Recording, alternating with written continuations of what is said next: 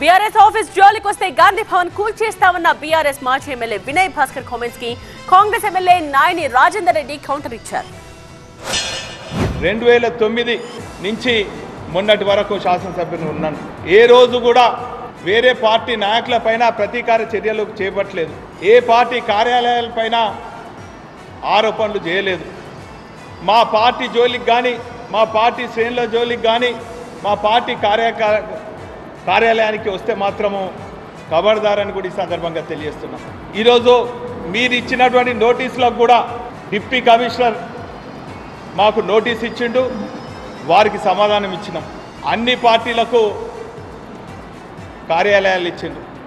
గతంలో కూడా మీరు కాంగ్రెస్ పార్టీకి ఇచ్చిండ్రు, అది కూడా పార్క్ స్థలమే. ఇది పార్క్ స్థలం అయితే అది కూడా పార్క్ స్థలం అవుతుంది. ఇది కూలగొడితే అది కూలగొట్టాలి. చర్చ ఎక్కడ పెడదామో చెప్పి ఎడికి రావాలో చెప్పి కూర్చుంటాను. నేను నీ ఆఫీస్ కాడికే వస్తా. ఇటుకపేట మీద చేయి పెడితే గాంధీ భవన్ కూలగొడతాం, ఇది కూలగొడతాం అంటాను కదా, మొగోళ్ళే కదా. నేను ఒకవేళ అది కూలగొట్టకపోతే నేను రూలింగ్ గవర్నమెంట్ నుండి కూడా వచ్చి అక్కడ కూర్చుంటా.